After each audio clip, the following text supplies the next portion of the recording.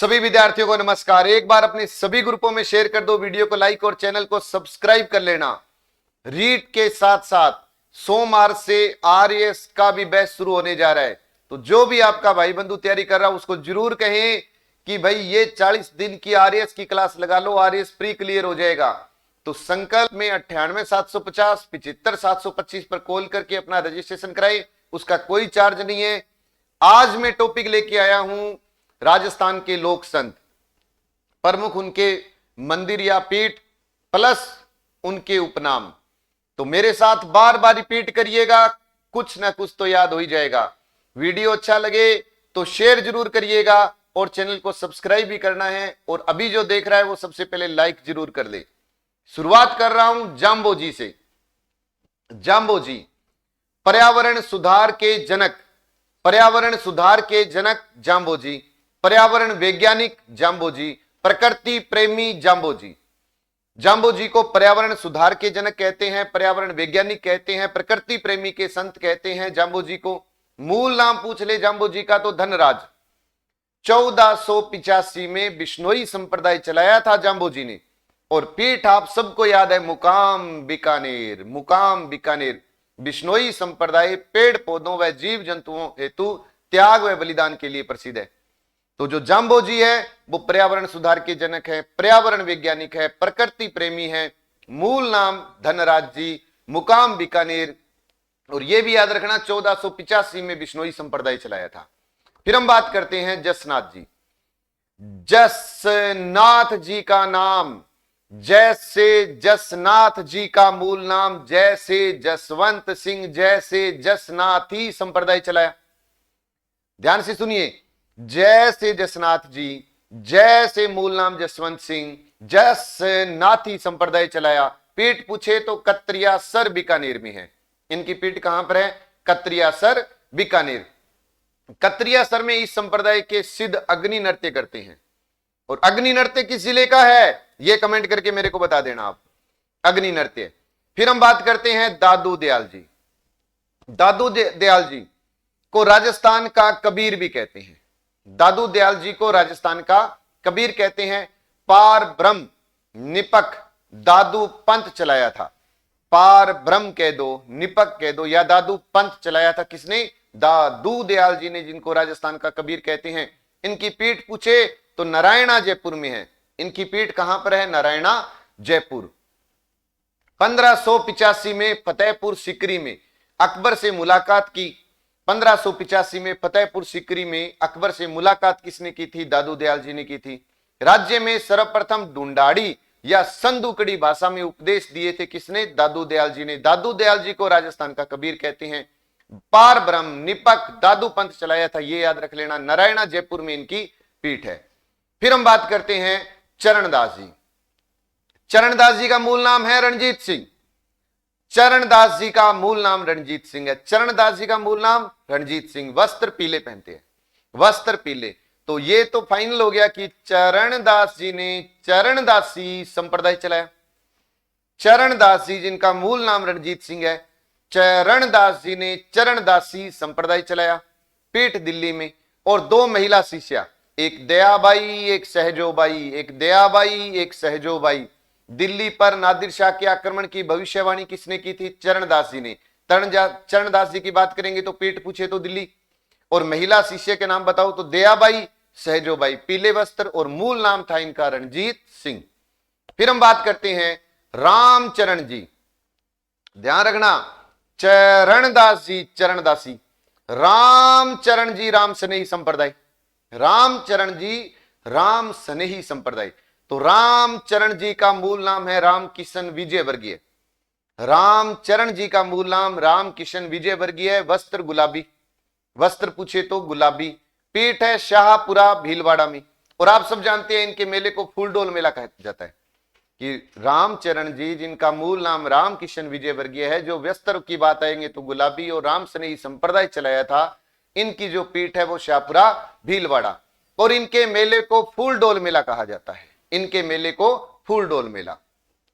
फिर हम बात करते हैं हरिदास जी सांखला। हरिदास जी सांखला उपनाम है कलयुग का वाल्मीकि। उपनाम क्या है? कलयुग का वाल्मीकि। वस्त्र खाकी, ध्यान रखना, वस्त्र की बात है तो खाकी।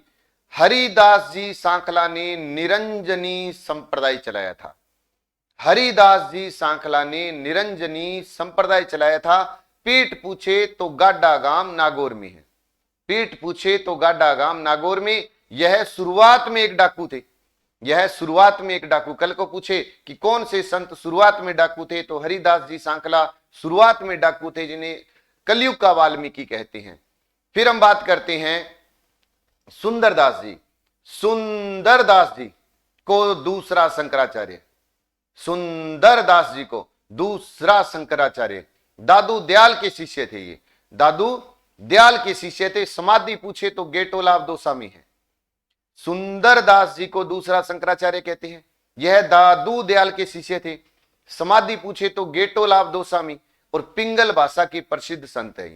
ये पिंगल भाषा के प्रसिद्ध संत है। फिर हम बात करते हैं माव जी।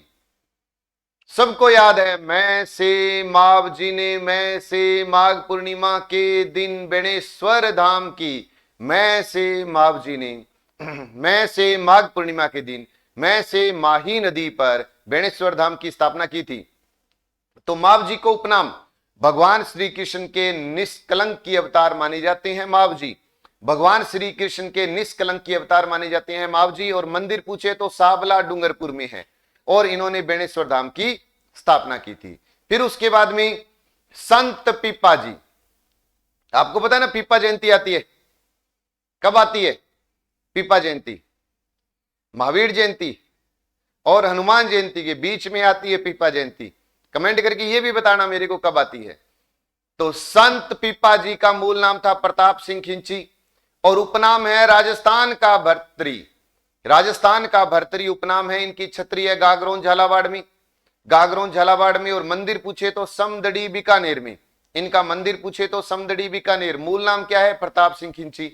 उपनाम पूछे तो राजस्थान का भर्तरी और छत्री पूछे तो गागरोन झालावाड़। फिर हम बात करते हैं धन्नाजी जाट। एक आता है ना कि किसान आंदोलन के जनक, तो विजय सिंह पथिक का भी नाम आता है, लेकिन भक्ति आंदोलन के जनक धन्नाजी जाट। भक्ति आंदोलन के जनक धन्नाजी जाट। खरीफ की फसल बीमार होने पर इनकी पूजा होती है।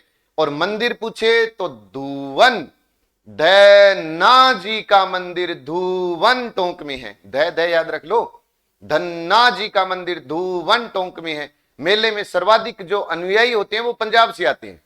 बहुत अच्छा प्रश्न बन सकता है कि ऐसे कौन से संत हैं जिनके सर्वाधिक अनुयायी पंजाब से आते हैं, तो वो याद रख लेना धन्ना जी, राजस्थान में भक्ति आंदोलन के जनक।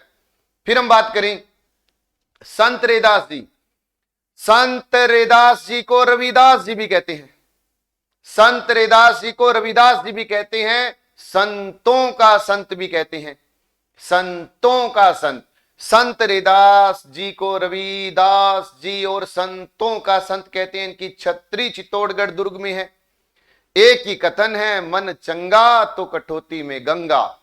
कल को पूछे किसका है, तो संत रैदास जी कहते हैं मन चंगा तो कठौती में गंगा। छत्री है चित्तौड़गढ़ दुर्ग में। और संत रैदास जी को रविदास और संतों का संत कहते हैं।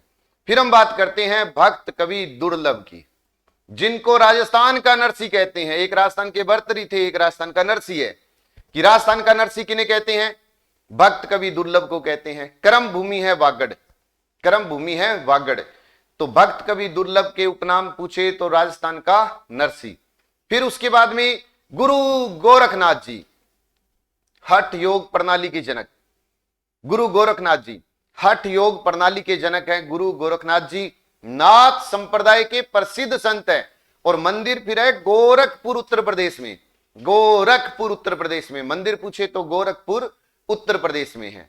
फिर हम बात करते हैं मीराबाई कि मीराबाई का मूल नाम क्या था? पेमल। मीराबाई का मूल नाम था पेमल, उपनाम था राजस्थान की राधा।